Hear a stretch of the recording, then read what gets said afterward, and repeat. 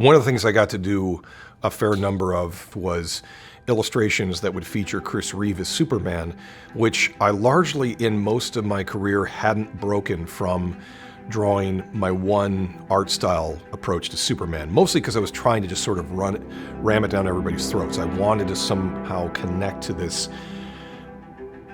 not necessarily darker version of the character, but something aesthetically that to me matched up with where he came from, the very wide set, muscular body type that he had from the 1930s and 40s.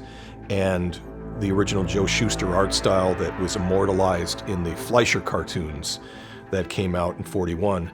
I wanted to make the strongest case for that being, in my mind, the coolest version of the character. But that would also deny the many other very cool versions of him that happened since.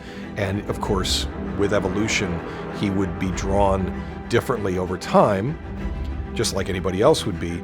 But in the case of Chris Reeve's portrayal in 1978, he brought to life a sort of continuity of sorts of, he looked the most like a comic book drawing made flesh.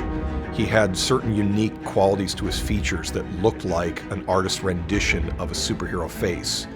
And in particular, that artistic ideal of Superman.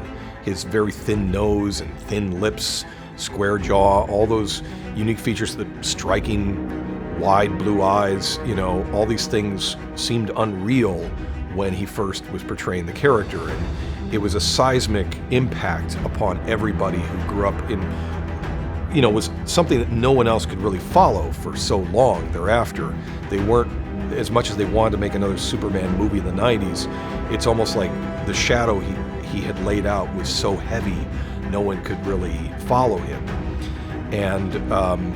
And so it still has this wonderful legacy now. It's the one that's the purest kind of version of the character. So getting to draw it myself is a fun departure from kind of letting my take sort of take a break for a moment and go over to this take. Now, in so many graphic ways, I can find commonality between some of the features. Like when I'm drawing the face that I've used for Superman, this friend of mine's face, he'll remind me of Chris in some ways, but there's this wider bulk that is obviously a real difference, and Chris was a really thin man who worked out to bulk up for the part, but he, aside from being a really tall guy at 6'4", he had what was a fairly lanky frame, and that can be fun to embrace and just sort of think, that is kind of cool, the way he was naturally built. And of course, he's the only actor in history, I believe, that successfully came near